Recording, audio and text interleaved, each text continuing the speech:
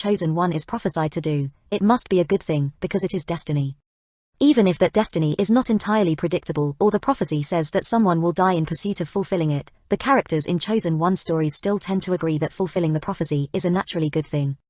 11. This type prophecy setup is not inherently a bad thing, but it can be criticized because it does not necessarily add anything to the narrative.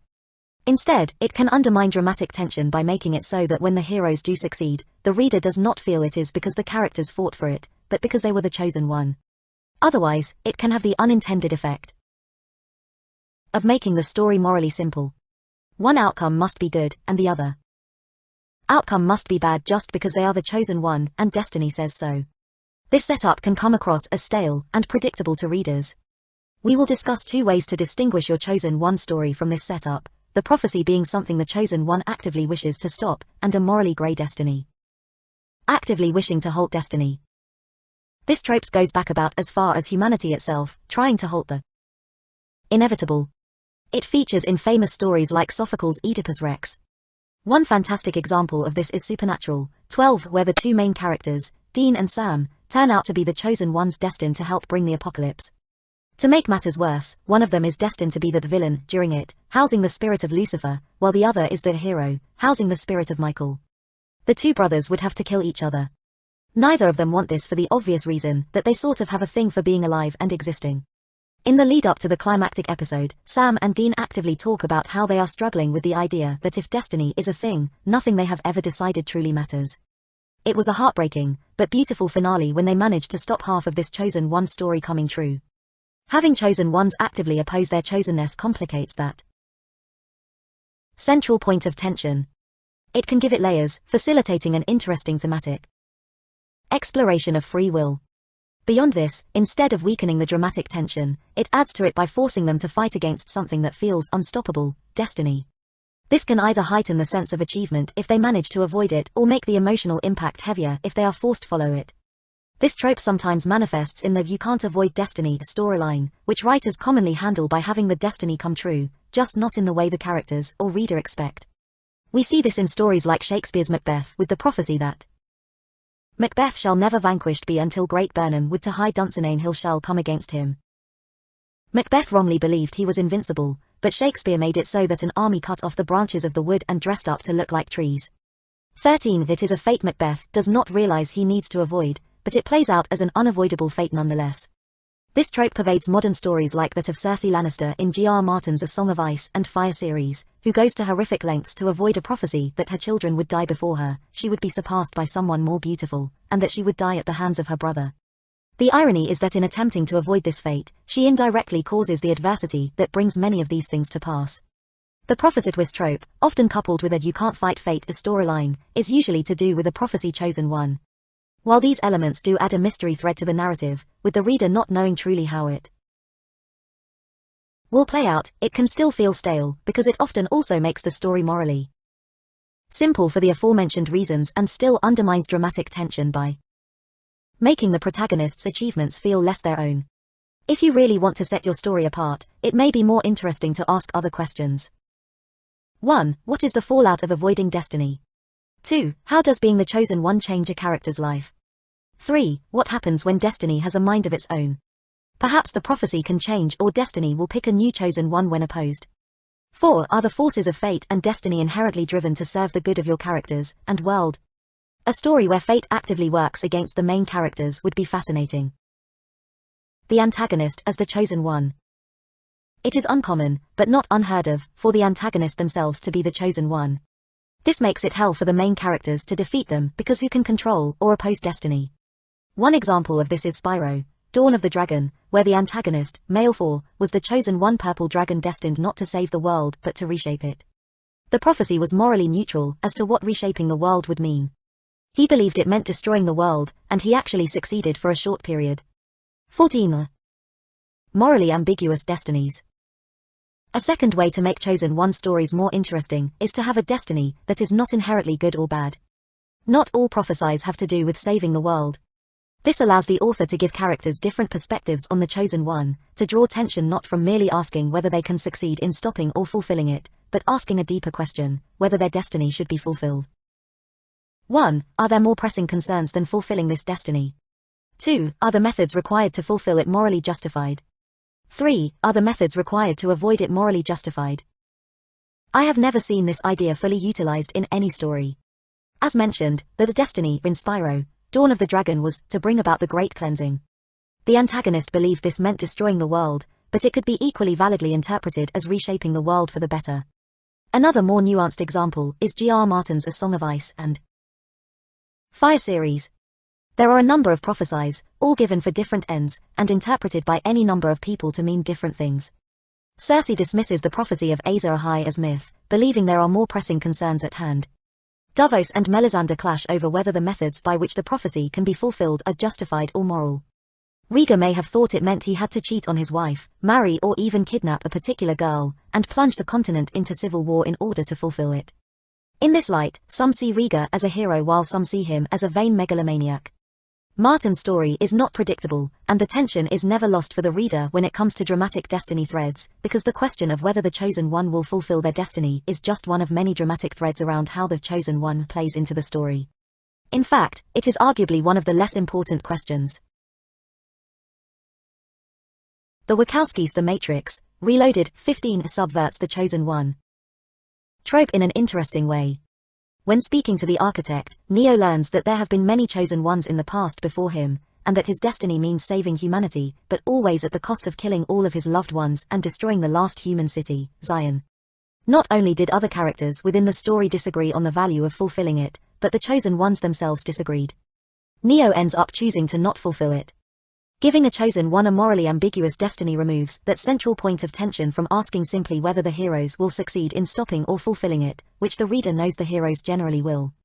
Rather, that central point of tension arises from the philosophical and character conflicts around the idea of the prophecy itself. This alone can make for a fascinating, character-driven, chosen one story. It also allows the trope to be integrated into a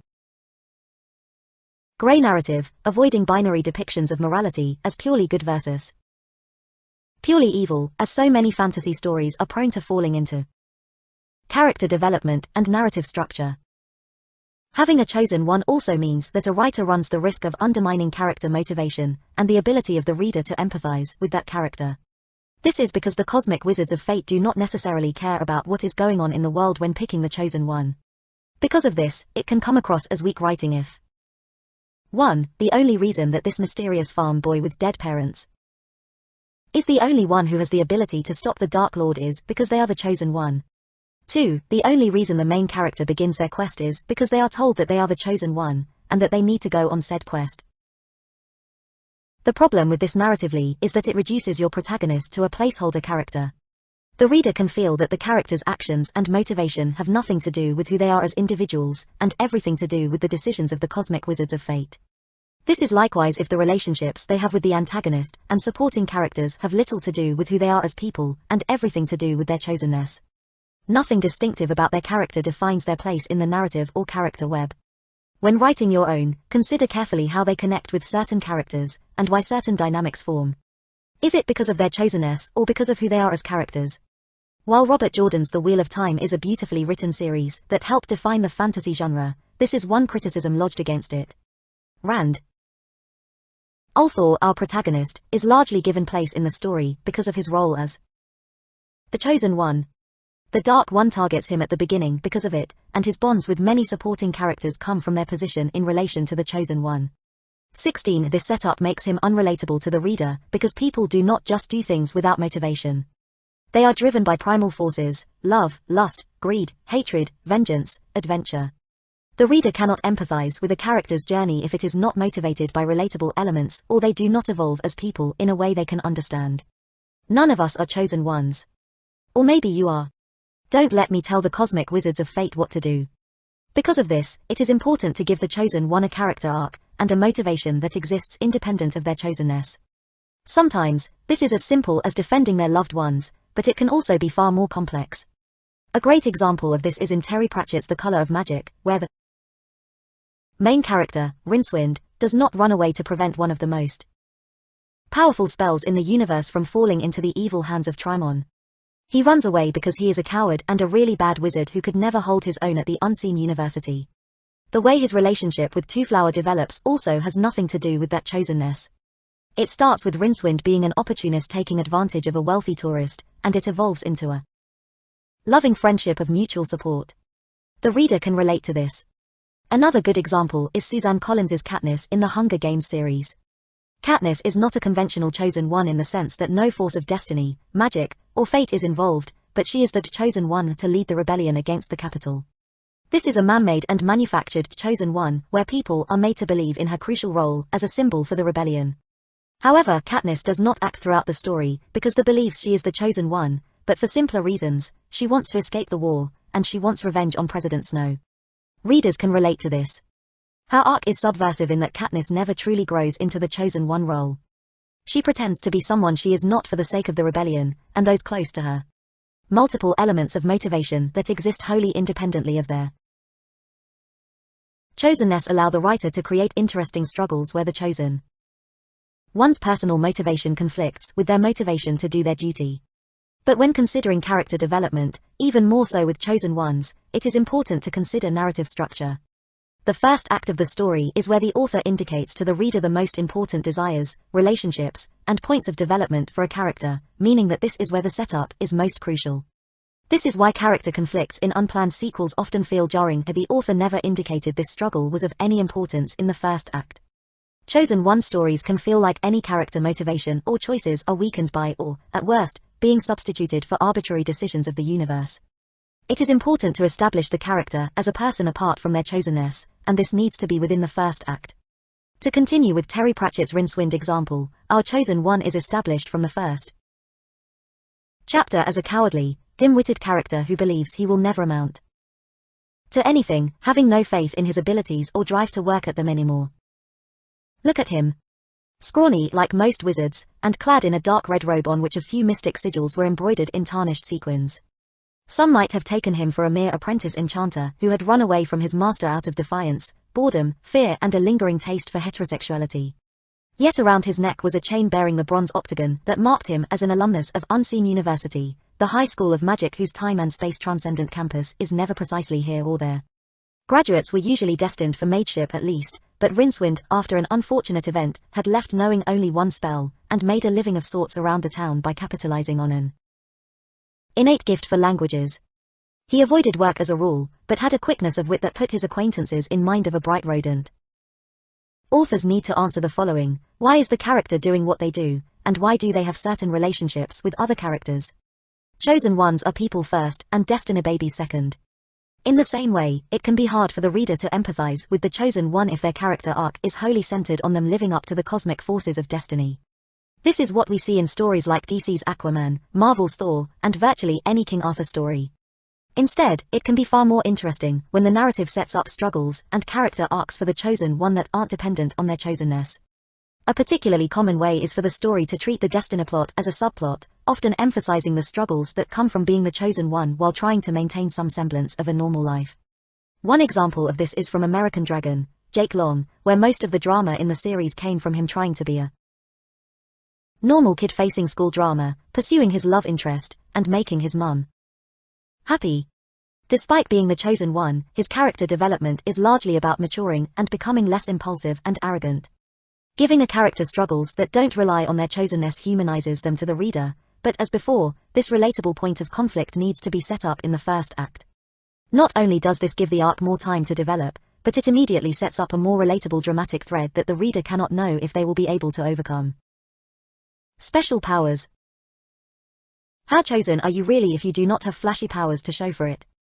One of the challenges writing a chosen one poses is that it can come across as weak writing if the chosen one develops powerful abilities not because they worked for it, but because the cosmic space wizards determined they should have them. One fantastic subversion of this comes from Bethesda's The Elder Scrolls III, Morrowind. In this story, you as the player character are led to believe that you are the chosen one, but the trials you have to go through to prove and master the abilities you hold could have been theoretically accomplished by anyone, and there was no magical coronation to say you definitively were when others before you were not. Instead, these trials were just incredibly difficult, and you happened to be the first person to do them successfully.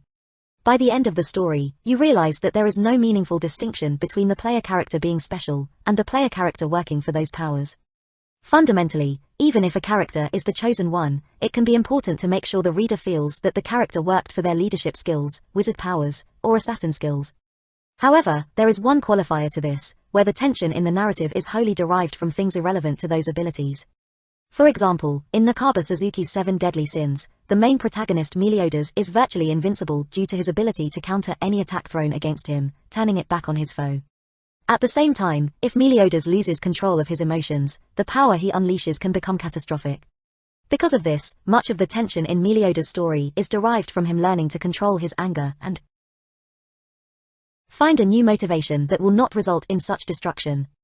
In such a case as this, featuring an overpowered chosen one, showing that they worked for their powers becomes less important. The tension does not come from whether they are strong enough to defeat the antagonist, but from whether they have the mental and personal capacity to do so without causing an apocalypse.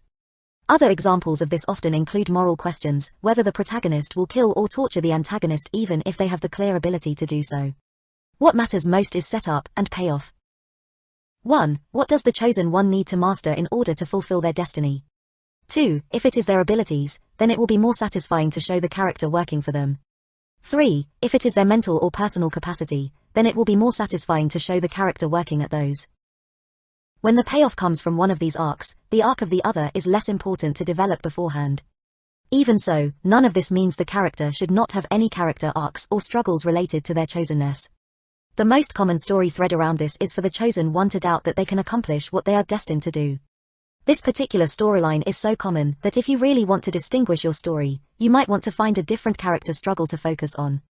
Maybe the chosen one believes everything they have been told is fictional, like in Stephen R. Donaldson's The Chronicles of Thomas Covenant, where the main character goes out of his way to pretend the world he is meant to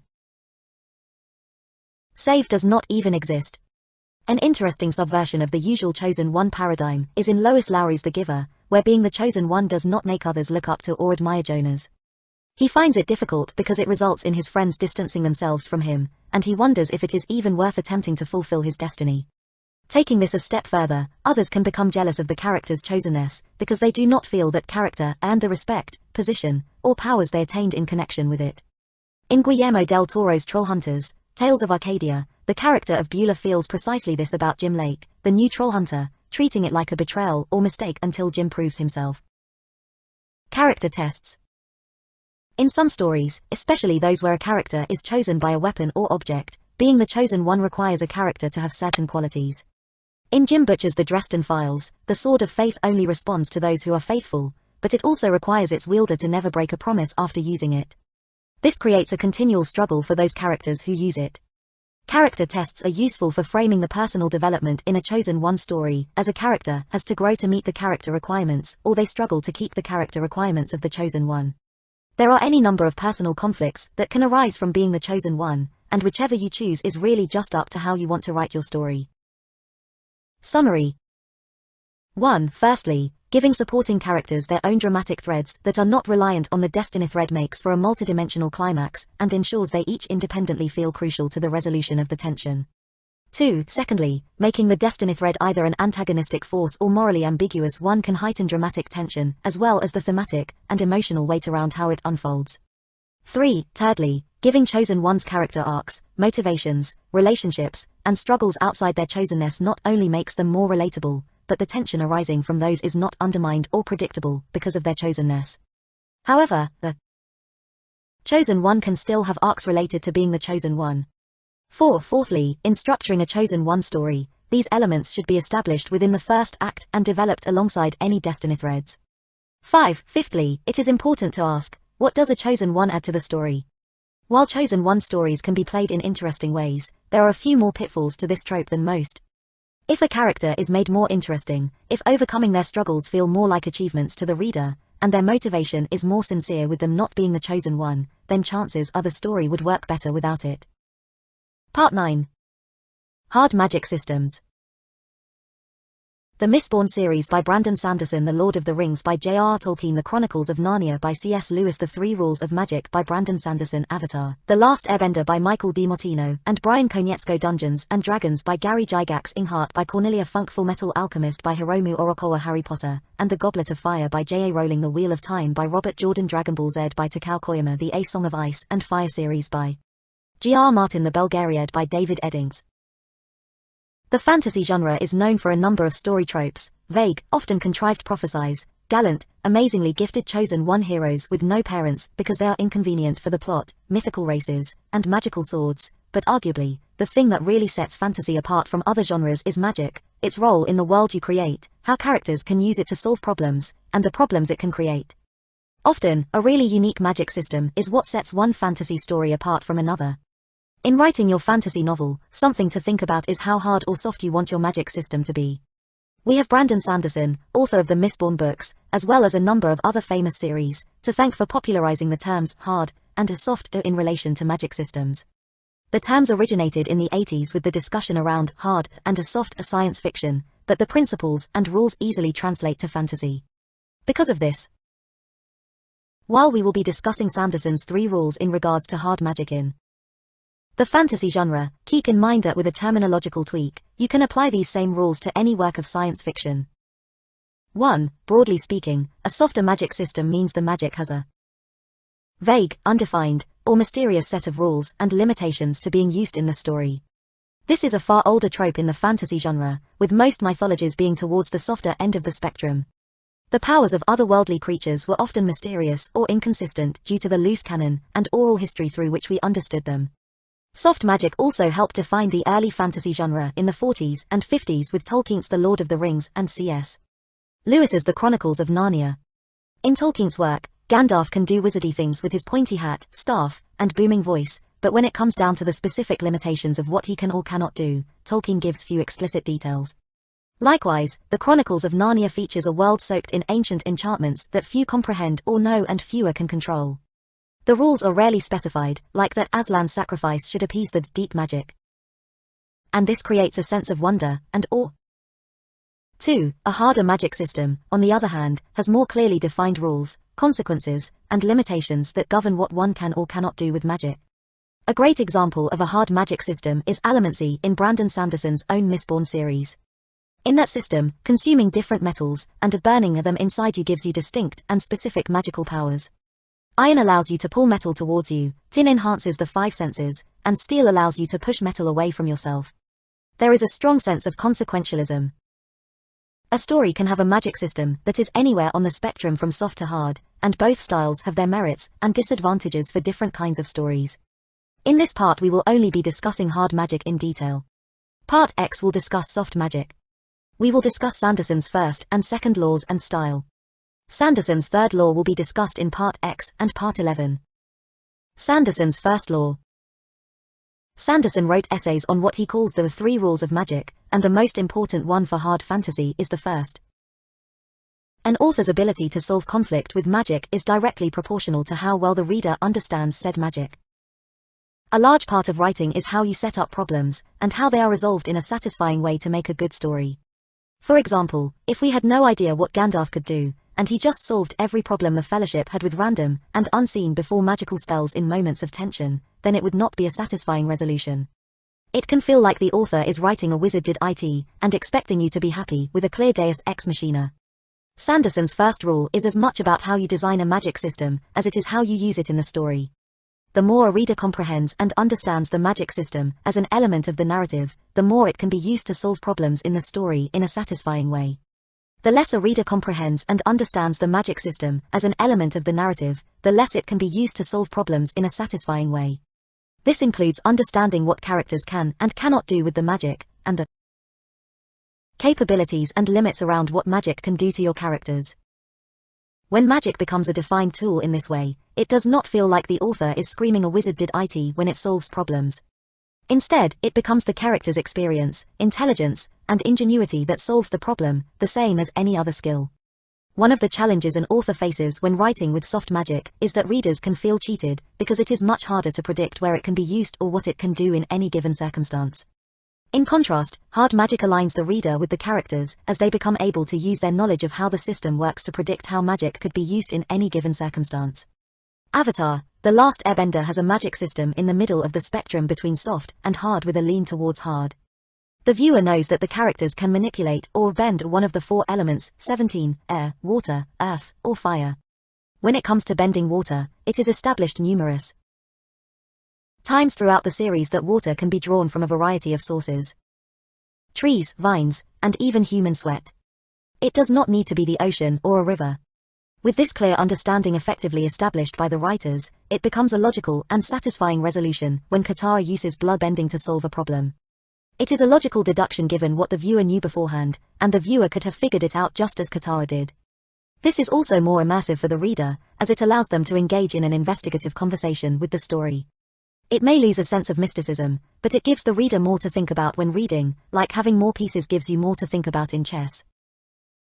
Designing a hard magic system. Predictability. Typically, the harder your magic system is, the more specific you have to be about rules that govern how it works and the consequences of its use. Soft magic can be mysterious and unpredictable, but hard magic systems demand a level of predictability for the reader and internal consistency. For example, if a wizard says a particular magic word, then there will be a particular magical consequence. This does not mean your hard magic system cannot have the possibility of disastrous or unpredictable consequences should the magic go horribly wrong, but it does mean that those unpredictable effects will often come from the characters. 1. Lack of knowledge of the magic. 2. Mistake in executing the magic. Or 3. Misuse of the intended magic. Rather than because the magic is inherently unpredictable. The tabletop RPG Dungeons & Dragons perfectly demonstrates this in its rules around casting a basic spell.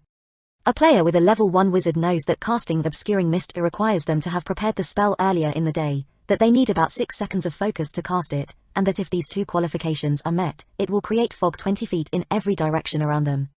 Attempting to cast a spell higher than your level means you fail to do through lack of knowledge, and a failure in concentration will mean you fail because of mistake in execution. This system is predictable. Sanderson's second law. The guiding principle in designing a hard magic system is best encompassed in Sanderson's second law. Limitations are more important than powers. Hard magic systems can often be boiled down to 3 things: their limitations, weaknesses, and costs. These essentially create the rules that govern how magic operates in your world and how characters can use or consider it.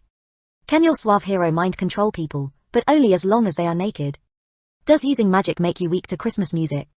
Does each use of magic make you younger? Limitations. What can't your magic do? The most common form of magical limitation is a vaguely defined limit of strength, talent, willpower, training, or mental acumen of the practitioner. These are things that cannot be accurately quantified. It comes down to the rule of, there is only so much awesome one human can handle. One issue with this framework is that because these things are unquantifiable, stories that use them are prone to power creep or inconsistency. A clearer and more interesting example of a limitation is in Cornelia Funk's Inkheart, where Moe specifies that his ability to read things into and out of books is limited. It cannot be something he has written, and it must be written down. This is a clear limit that dictates how the magic can be used within the story. If he has no books available to him, he is essentially powerless. We will discuss this more below. Because of how common this limitation is, if you are trying to truly differentiate your magic system from this common trope, then think about not relying on this particular vague limitation. Perhaps powers are limited when in the presence of certain environmental factors like particular plants, the moon, or minerals. That way your magician always has to be aware of their surroundings, and it can be used against them by enemies. Weaknesses. Weaknesses in magic systems can create interesting dynamics in a story where magic would usually make a character a lot more powerful than those around them. In Tolkien's The Lord of the Rings, the One Ring may render you invisible to mortals, but it sends off sirens in Mordor and turns you into a blazing target for the Nazgul. This is a clear weakness that comes with using a magical power. If you have a variety of different powers in your story, it can be interesting to have the use of one power make them vulnerable to another, so your character has to be cautious about using their powers around someone who could take advantage of that. Costs.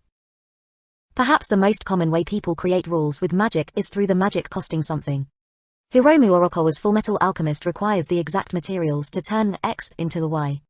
A lot of fantasy series that feature witches and wizards have enchantments or spells that require specific materials. In J.A. Rowling's Harry Potter and the Goblet of Fire, to resurrect